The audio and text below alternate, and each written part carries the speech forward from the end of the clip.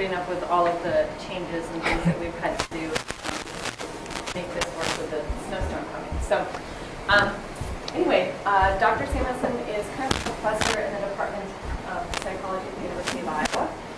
She received her PhD in Psychology and Cognitive Science in 2000 from Indiana University. She uses both empirical studies and formal mathematical and computational models to understand how child's individual behaviors accumulate to create developmental change. She approaches developmental questions from a dynamic systems perspective with the goal of understanding early word learning and categorization in children.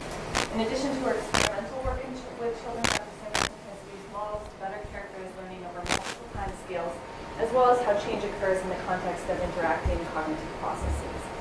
She was awarded the American Psychological Association Distinguished Scientific Award for Early Career Contribution to Psychology in the area of developmental psychology in 2010, and has a very impressive history of funding for including recently funded NIH and NSF. Congratulations. Thank you. Dr. Samuelson has published several book chapters and many publications in core journals, including developmental science, developmental psychology, psych science, child development, cognition, +1, cognition, brain and behavior, and the Journal of Experimental Child Psychology. Dr. Samuelson links to the developmental area here, the cognitive and behavioral neuroscience divisions, all within the department, and as well as the Developmental Science Initiative, the Linguistics Cluster, the forthcoming Institute for Cognitive Science, the Neuroscience and Behavior Program, the Emerging Childhood, Early Childhood Focus Group, the Center for Research on Families, the Department of Communication Disorders, the Department of Linguistics, and the, My goodness, I'm going to be... the College of Computer Sciences and the College of Education. So, without further ado, I'm very happy to have you here, and your title of Dr. Samuelson's talk is Moving Word Learning to a Novel Space, a Dynamic Systems View of Reference Selection and Retention.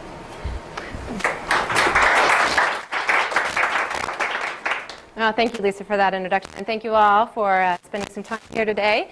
I'm very excited to tell you about my work, and I've enjoyed hearing so far about things on campus and in the department. I look forward to hearing more today, even if I don't get to hear even more tomorrow. And I am flying out on Wednesday, just so everybody, supposedly things look okay. We'll see. Not jinxing it, right? Okay. All right, so 2 research questions. All right. Let me see. I thought I had one. Oh, wouldn't you know? Yeah, I did it before. There we go.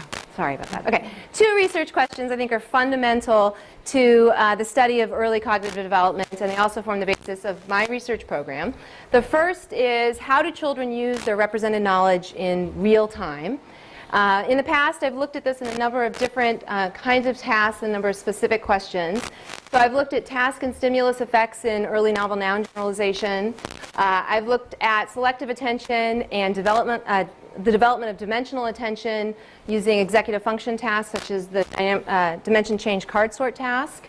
And I've looked at processes of reference selection in a number of different kind of studies. The second question is, how does this knowledge change over time? And here I've used studies, many longitudinal studies in some cases, to look at the development of word learning biases and how you can push this kind of stuff around. And I've looked at the retention of novel word-object mappings. As Lisa mentioned, my research program encompasses empirical studies and then formal models. 2 different kind of models that I've used most recently are the dynamic neural field model and Hebbian normalized recurrence model to look at word learning over multiple time scales, and then look at how this relates to other kinds of processes, and I'll show you some of that today. Today, these are both dynamic systems models in terms of their operation and emergent properties. Today I'm going to be focusing on the dynamic neural field work that I've done, specifically targeting some work looking at reference selection and retention. So in terms of reference selection, this is the way we tend as the field to view the problem presented to a young child. You have a very complex surround. This happens to be a picture from a daycare environment with lots of objects out there. You have a parent and the child, and the parent maybe provides a name for something. The child's task then is to figure out what of all these multiple things out there in the world could be the referent of that novel name.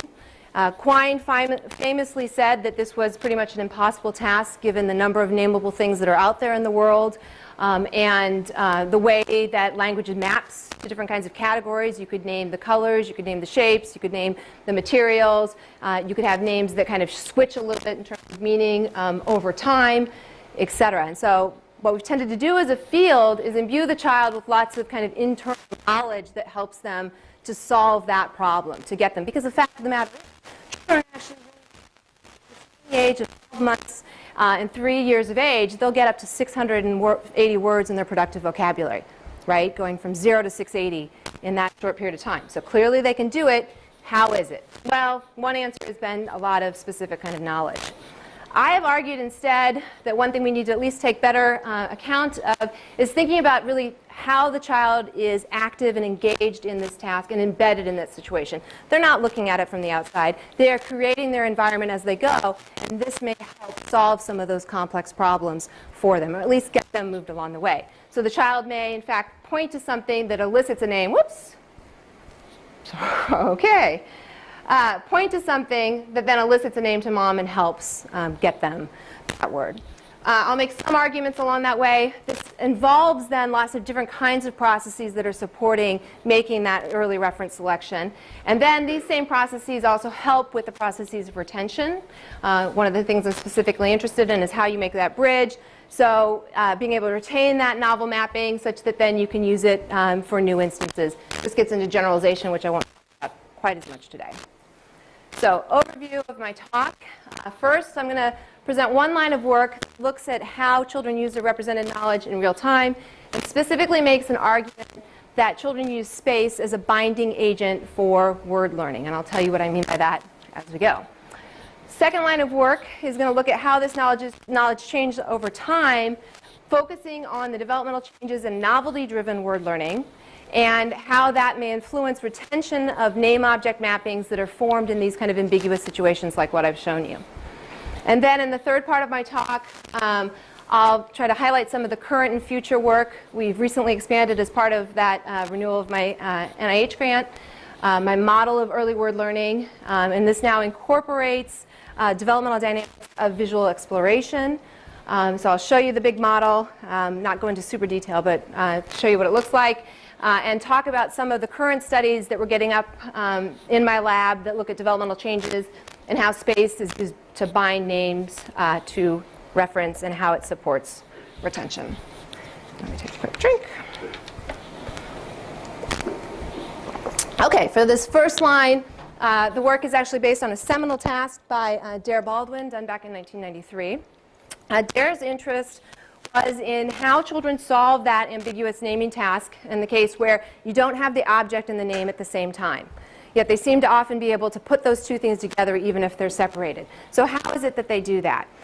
So she had a wonderful task she used to test this. What she did was bring the child into the laboratory, seated at a table, and I had a couple different novel objects. She gives the child each of these objects one at a time to become familiar with, okay? So take off some of the novelty of them, let them explore them and stuff. So give them one object and let them play with it for a while.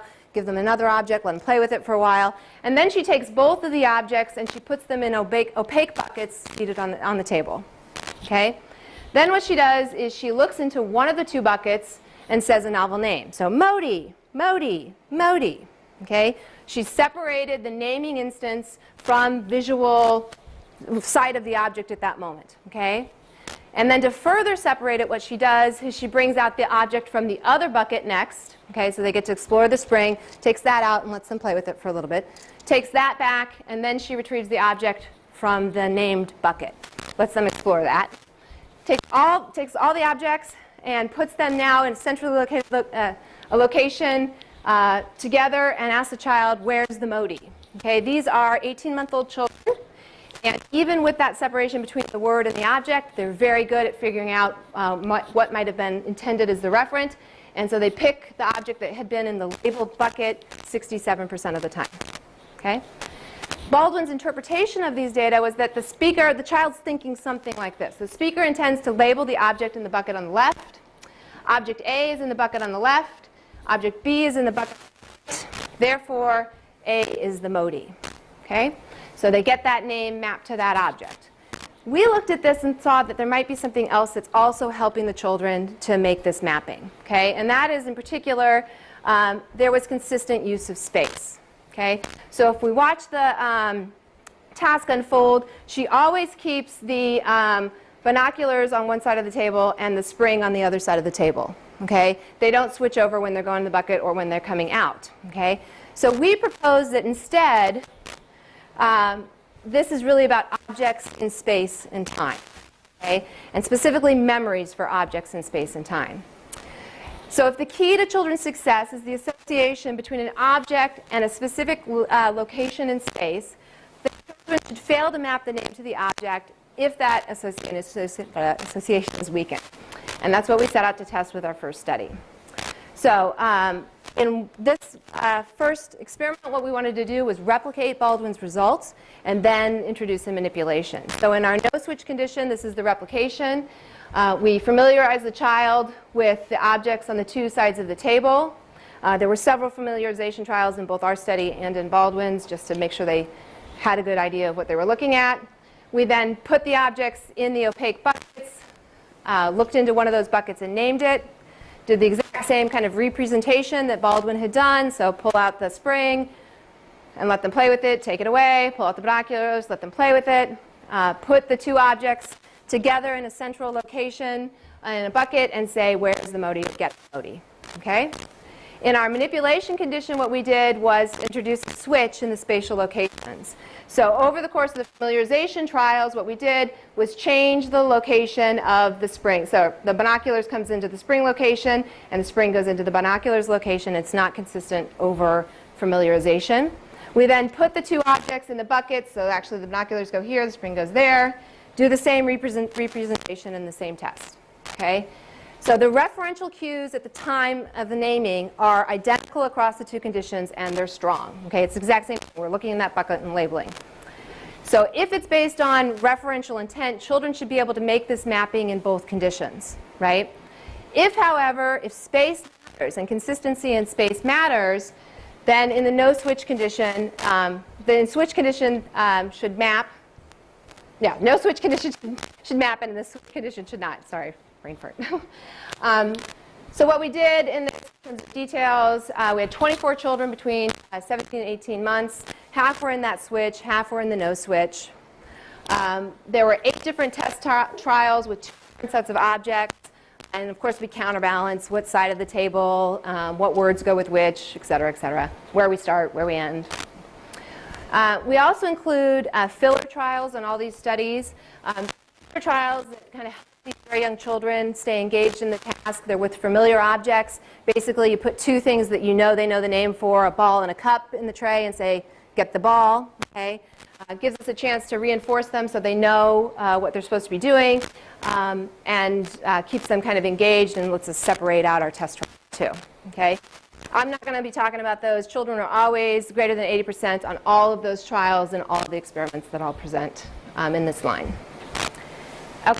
In terms of results, in that no-switch condition, when space was consistent, children mapped the name to the bucket that had, to the object that had in the bucket that was looked into and labeled 73% of the time, which compares very well to Baldwin. In that switch condition, however, they fell to chance. They couldn't maintain that mapping when space wasn't held consistent. So that got us wondering, and specifically, well, so it seems that children only mapped the name of the object in the bucket when space was held consistent, and that makes me wonder a little bit about whether the buckets even mattered. Okay? If you're trying to set up a situation where you're trying to engage these children in a word learning task, and you want to set up kind of an ambiguous naming thing, you might hide the object so they can't see it, right? We went and decided to do something even a little stranger, and so what we did was remove the bucket. We replicate the exact same study, but at the point that we do the naming, we pointed to the empty tabletop where the object had been seen before and said, Modi, Modi, Modi. There's nothing there. There's no bucket. There's no referent. Okay? Otherwise, the procedure was the same. And what we found, it just popped up there, 72% of the time children still get the object that had been associated with that point in space. So you don't need something specific cueing that space to get that label there. You don't have to be referring to something present. We push that even a little bit farther because we feel that there's an embodiment component to this. And instead we did, a snap. So rather than pointing to a point on the table, we just kind of snapped to one side of the table, or I can't snap as well with this finger, or the other side of the table. So generally orienting the children's attention in one direction or another. Question here, is that enough to cue the memory of what had been in this side of the table, that side of the table, and get them to map? And in fact, it was. So 68% of the time, children were still able to make the mapping, linking the name to the object that had been on that side of the table at significant proportions. We then decided to push it in another way and see how strong space was by putting it in direct competition by something we know will work. Okay? So we know that from a very young age, 13 months of age, and some tasks even much younger than that, if you do something called extensive definition, you hold up a novel object and you say, blick it, right? You're making it clear what the referent is. They don't have to do all that searching. Children will get the name to this object and show some retention of it depending on how you test it. Okay? There is some controversy in literature about how good that is, though. Okay? So if I point and name this particular object and I say Modi, right, they should make that link. But what if before I've done that, I put another object in that space? So I'm going to point to this point to this spring and say Modi, but that space that I'm pointing to is going to have previously been associated with a different object. Okay? What I'm doing is putting memory that's being cued by pointing to a particular location in direct conflict with an object that's sitting there right now. Okay? So I'm putting space versus time in conflict. Okay? As I said, these are 18-month-olds, and we know that 13-month-olds can do this, so not surprisingly, 76% of the time, if you point and name this object, they will get it when you ask them later to do it. Okay? If, however, a different object had been associated with a space that you point to, they fall to 40%. Okay? And that actually means that's picking the object that was pointed to and labeled. That means that 60% of the time, they're picking the object that had been in that location previously. They're going with the memory. Okay? So the name in this case is bound to an object via memory of what was in that previously was in that spatial location. And that's kind of our theoretical idea, that names are serving as a binding agent to help them, space is serving as a binding agent to help them link names and objects. And that's what we instantiated in our dynamic neural field model of word learning. So dynamic field theory, the larger field theory, is an embodied dynamic systems approach to cognitive level processes. The building block of the dynamic neural field model would be a field of neurons that are organized metrically along a dimension based on what we know about neural population coding in terms of the way neurons like to respond to features and spaces and things out there in the environment. You can put these then dimensions of neurons together and to make these fields. They interact along a metrically organized dimension in terms of a local excitation lateral inhibition function. So if they see something they're interested in, they excite their neighbors next door to them to also be interested in that, but they try to suppress ones that are farther away. That allows the model to enter attractor states that are these peaks of activation that are the basis of representation in the model. So they can form these activation peaks that represent something out there in the environment, and then they can sustain those with input or with longer-term memories with other inputs, even when the physical input is taken away. So in this model, we have 4 fields. These 2 space feature fields are interested in particular locations in space, and then in terms of features out there, in terms of their shape and their color. So this activation peak here represents the spring on the left side of the task space, the binoculars on the right space, and this is really spring color and spring shape and spring color, and this is binocular shape and binocular color. Okay. When you have a dimension that is the same here, they are actually talking to each other, so they can pass, when you have an active peak, it can pass activation into this other field here, so they can share that. The model has then two other fields that are label feature fields, so label shape or label color. They also pass activation along this shared label dimension and receive activation and pass activation along these shared feature dimensions. Okay? The label dimension is organized slightly differently from the other feature dimensions. Right now, even though we know in the literature there are all kinds of interesting effects in terms of neighborhood density and the fact that some words sound more similar to each other than others, right, and that can change the way children perform some kinds of tasks, we're not capturing that particular component. So these work on have a very, very narrow local excitation, lateral inhibition function, so they're pretty much acting on their own. And then on top of this, we can also picture it in all the pictures you're going to see. These are kind of working memory fields. We also have long-term fields that are kind of underneath and pass activation.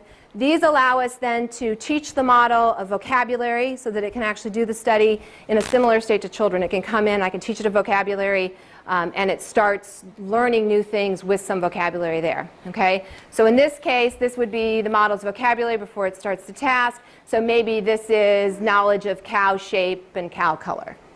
Okay? Okay. Any questions about it before I? Okay. Mm-hmm. What does it mean to represent shape along one dimension? Now, that's a very good question, and that's one of the things that we're kind of interested in now, right? Because shape is a very multi-component kind of dimension, lots of things going in terms of, and some of the other work I've done looking at differences between solid things and non-solid things, right? And one of the ways you can tell those apart is because solid things have these rigid corners and angles and lines that non-solid things don't, and it turns out that matters for young children, right?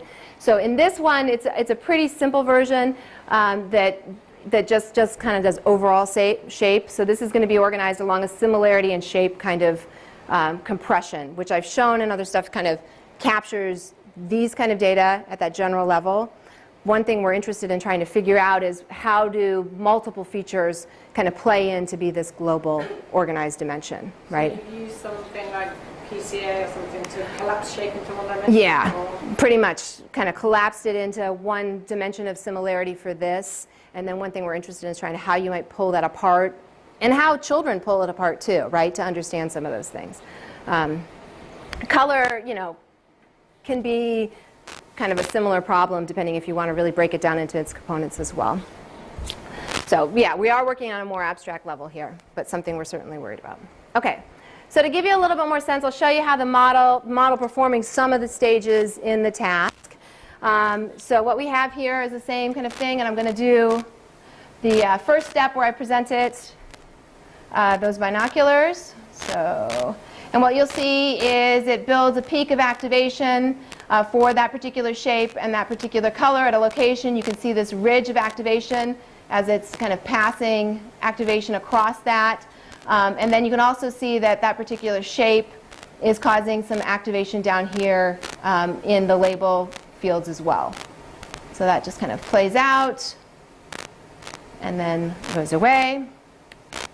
Then we present the other object on the other side of the table. You'll see a similar pattern, builds a peak, passes information down. Of course, it's just ridges in these feature fields because there's no local label being presented at all. Okay. I'm not going to go through the next familiarization steps, but then we do the naming event. Now in the naming event, we're pointing to an empty location in space on the table, so there's no specific shape, there's no particular color, and there's a label, but there's no object there either. So what you'll see are just ridges of activation that come across. But you'll see that something interesting happens because there is a long-term memory associated with these fields. So there are the ridges, but those ridges intersect with memories of particular shapes and colors that have been seen before. And as you can see, pointing to that location and saying a name brings up a memory of the shape and the color that had previously been there, and that allows it to bind the name to that shape and to that color. Okay? we do this from representation trials. I'm not going to show those. We have to do the test, and now the test requires that the model move those representations or pick something that's now in a new space. So it's got to kind of be able to push those representations somewhere else. Whoops. Hope if I actually play it. So you'll see the objects presented in a central location. You can see it's already got some memory there. So, whoop, I'm sorry about that. Try that again. So you'll see it's got the shapes and the colors. And then the MODI will pull up the representation of the object, and it's able to push, it pulls one of those objects up above threshold, and it makes a selection and suppresses the other one. Okay, so when we simulate the experiments, we simulate all 8 steps in all versions of the different kinds of tasks. We don't change, we do 100 simulations per task, and we run 4 different batches just to verify convergence and make sure we're not in kind of a local area of the state space. No changes to the parameters for any of the experiments across that I'm going to show you. So it's capturing all these data with the same setup. Just to give you some feel, so if you remember from the first 2 experiments, we saw good binding in the no switch, but not the switch condition, and they chose a spatially linked object. In the second experiment, we just pointed to the table. The model captures those data quite well. So in the no switch condition, it binds, but it fails when we switch where the objects have been presented. And it does it even when there's nothing there on the table. I actually showed you movies from that particular condition. Okay, so across all the experiments I've shown you so far, what you can see, the black bars are the children, the white bars are the model with some of the variability across the children or the model. You can see it captures the overall pattern performance across all those studies quite well. So what we know from this model is it's suggesting that space is special. We actually kind of built it so space is special. We have a proposal that space is serving as a way to bind the names and the objects together. More generally, in some of his other work, John has used this proposal to suggest that's one of the ways you bind features into objects, right, in terms of space. So we're working on that. I'm working on that kind of proposal hypothesis. Really, I mean, the data suggests that space is equally special to the children, but maybe we should push that a little further. One question would be, maybe it's just an associative process, and so they may be able to do the same kind of thing if you give them a regular associate, okay? So could they bind names to objects via another associate?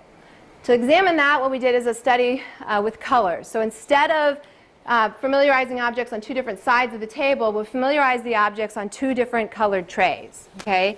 So you always saw the binoculars on the blue tray, and you always saw the spring on the red tray, for instance, and they get the same familiarization.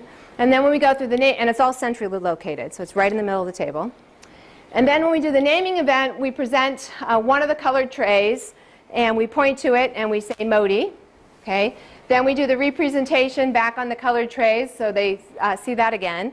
And then we put the 2 objects and do the exact same test we've done all across and say, get the MODI, okay? So if children can do it via kind of any associate, and regularly the spring is being associated with red and the binoculars with blue, then they should be able to do it here.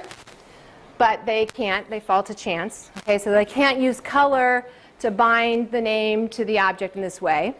And it is the case that they know the bindings, the mappings. So if you give them, and we did this, you give them the trays and the objects after you do the naming test. You give them the trays and the trays and the objects back, and you say, can you put them where they go? They do that at over 70% of the time. So they did remember which thing went on blue and which thing went on red. They just didn't use that to map the name to the objects. Yeah? I was wondering if you were doing actions and verbs. Well, I think, yeah, interesting question, right? Space is certainly going to be used in a much different way with actions and verbs. I could imagine that if you could do something similar that differentiated the space across the actions, you may be able to get the same kind of principles, right? In the model, there would be some issues about thinking about kind of along the same way about how well we're actually representing the shape and the color in terms of what the information is we actually use. What other kind of dimensions we'd want to use as our feature dimensions for something like that. And actions could bring in some really different components. But one thing I like about dynamic neural field theory is because it's an embodied theory, and we do work with some roboticists and really try to think about, you know, the action component of it, making a reach to get an object, and how that can kind of play out. I think there are some places you could kind of look into that and push that. Yeah? Do you incorporate in your thinking that some of the time the children are just guessing?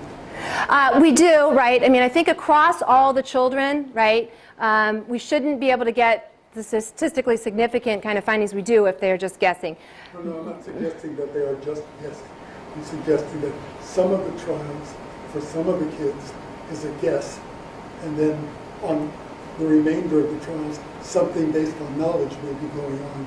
And so if you're going to try to assess how much knowledge there is, you have to take into account the possibility of guessing. Yeah, and so one thing that we do is we try to look over like consistency in children, right? So if we do this specific test with this set of objects 4 times, right, and try to look and see, okay, is it the case that, you know, it's a little hard with that few trials, right?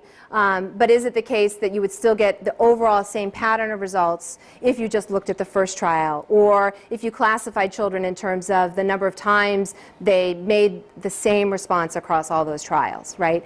And those still pan out, right?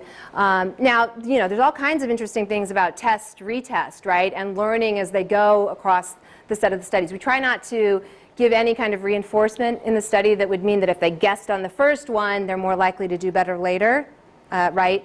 Yeah, so we try to control those kinds of things in that way. I think we'd have to kind of look at it more systematically, I think, too. Might be nice to look at how long they take to make the response. Yeah, and you know, one issue there, at least I had, and I don't know if maybe you know better procedures, but in a lot of the stuff that we do, there's such variability in the children, right? So you put the objects in the container to push it forward, right? Some of those children, boom, right, and they're getting it right away. Some children, maybe for temperamental reasons, right, are maybe a little slower to respond. And I have to figure out, you know, maybe if I had a measure that was another reaction time measure beforehand that was equivalent enough that I would feel like I could regress that component out. That I would feel good about knowing, okay, there's some child being a little more indecisive here versus, I have had a couple talks with students, not in this one, but in the fast mapping task I'm going to show you next, about how individual differences in terms of maybe temperamental components or just speed of processing might play into some of what you see in some of these tasks, and that might be another way to look at it. I think there was one over here first, yeah? Well, I just wondered why you chose color, because shape is always the most criteria and color is what you're supposed to do. Well, okay, so the color in terms of this particular experiment. I understand. Okay. To get this, but it just seems like maybe there was something else we could use, like texture. Yeah, so the other one that, not in this line of work, but I've done in a number of my studies with noun generalization, is looking at material or texture, right? And there are some very, very interesting differences that I would be happy to talk about in another context in children's understanding of material. But the problem with some of that, and when we looked into taking this model and trying to expand it along some of the dimensions that we were talking about, some of the neural features that we use to tell materials and colors apart, very, very, very complex, right? So shape is bad enough. Color, at least, is something that I feel I can get in there and manipulate and know a little bit more. So that was one issue. So what about